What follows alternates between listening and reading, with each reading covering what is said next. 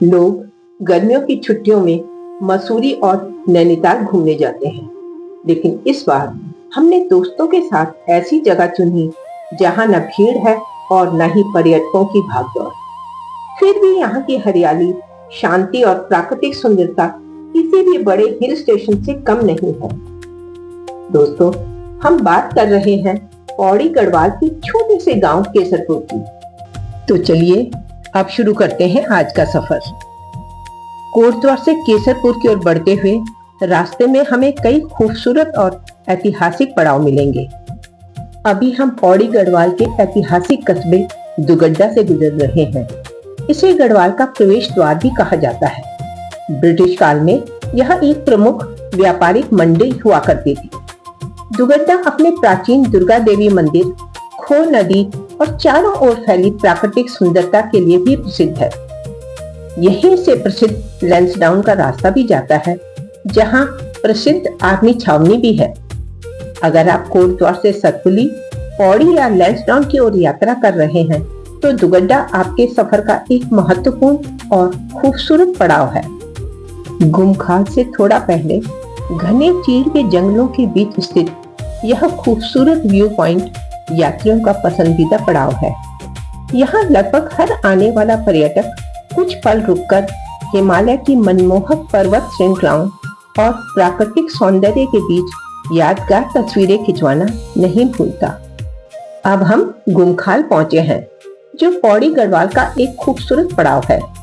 यह स्थान अपने शानदार पहाड़ी नजारों, ठंडी हवाओं और शांत वातावरण के लिए प्रसिद्ध है।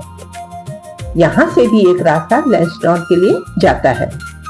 साफ मौसम में यहाँ से हिमालय की पर्वतीय श्रृंखला आसानी से देखी जा सकती है। कभी कभी सफर में कुछ अनजान चेहरे मिलते हैं, जो कुछ ही पलों में अपने लगने लगते हैं। यात्रा के दौरान इन लोगों से मुलाकात हुई और परिचय के बाद पता चला कि ये भी हमारे ही संगठन के एक विद्यालय में कार्यरत हैं। सचमुच दुनिया कितनी छोटी है। पौड़ी की ओर बढ़ते हुए रास्ते में हमें कई जगह ट्रैफिक जैम का सामना करना पड़ा। दरअसल यहाँ सड़क चौड़ीकरण और निर्माण कार्य चल रहा है। कई स्थानों पर पहाड़ की कटिंग की जा रही है, इसलिए थोड़ी देर रुकना पड़ा। अब हम सतपुली की ओर उतर रहे हैं। पहाड़ के हर मोड़ से नीचे नजर डालने पर नयार नदी के किनारे बसा खूबसूरत सतपुली कस्बा दिखाई देता है। चारों ओर फैले हरे भरे पहाड़ और बीच से बहती नयार नदी इस जगह की सुंदरता को और भी खास बना देती है। माना जाता है कि कभी यहाँ 7 छोटे पुल हुआ करते थे, जिसकी वजह से इसका नाम सतपुली पड़ा।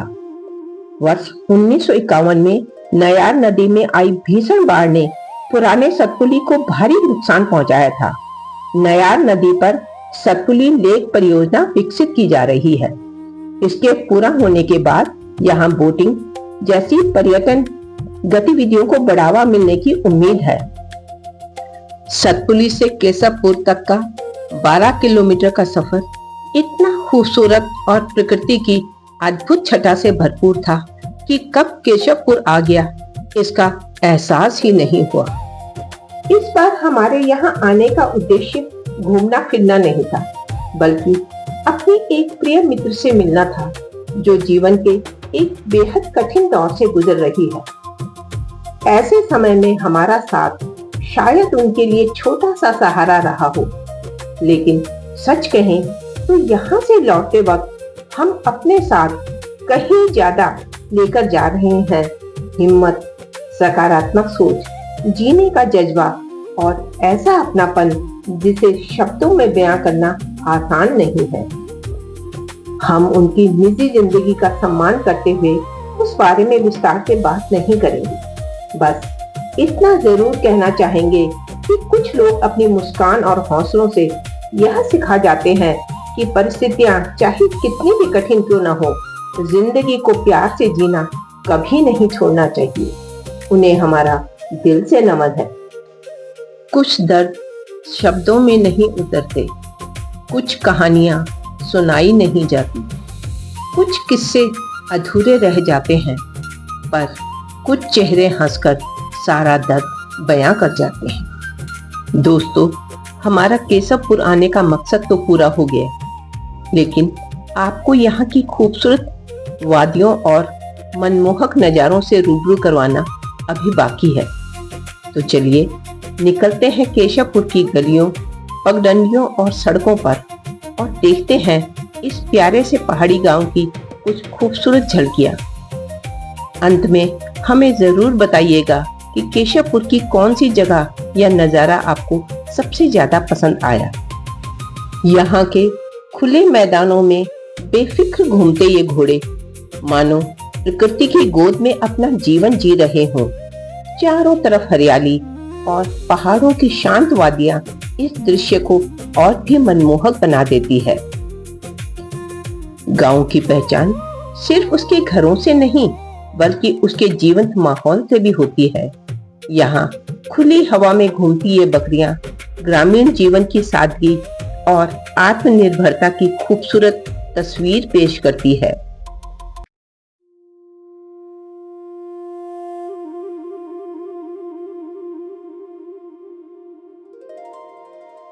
गांव की सबसे प्यारी यादें अक्सर यहाँ के लोगों से जुड़ जाती हैं। इन मासूम बच्चों की मुस्कान और अपनापन हमारे सफर की सबसे खूबसूरत यादों में शामिल हो गया।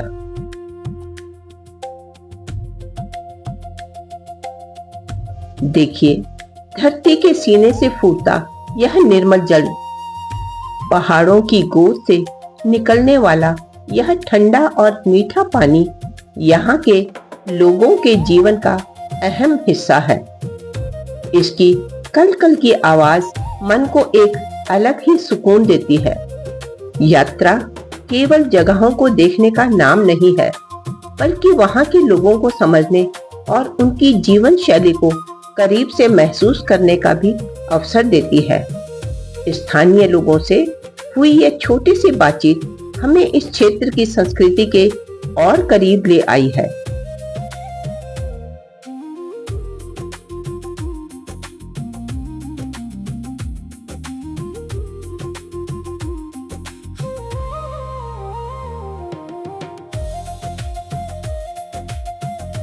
घूमते घूमते अब थोड़ी भूख भी लग चुकी थी, इसलिए हमने एक स्थानीय रेस्टोरेंट में रुककर गर्मा गर्म मैगी और चाउमीन का आनंद लेने का फैसला किया। पहाड़ों में ऐसे साधारण व्यंजन भी किसी दावत से कम नहीं लगते। लेकिन पहाड़ों का मौसम कब करवट बदल ले, इसका अंदाजा लगाना मुश्किल है। अभी हम खाने का आनंद ले ही रहे थे कि अचानक तेज बारिश शुरू हो गई और देखते ही देखते पूरा माहौल बदल गया। बारिश के साथ बिजली भी चली गई। पहाड़ों में ऐसे पल आम है, लेकिन यही बातें यात्रा को यादगार भी बनाती हैं। अगली सुबह जब नींद खुली तो सामने का नजारा किसी सपने से कम नहीं था। रात की बारिश ने पूरी वादी को धोकर और भी ताजा और खूबसूरत बना दिया था। बादलों, हरियाली और पहाड़ों का यह संगम मन को मोह लेने वाला था।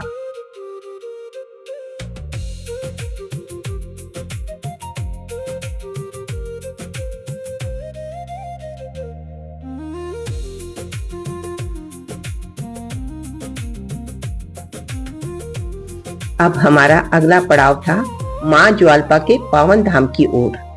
दर्शन की इस आध्यात्मिक यात्रा की झलक आपको अगले भाग में देखने को मिलेगी। तब तक के लिए नमस्कार और जुड़े रहिए हमारे साथ और बनाए रहिए अपना प्यार।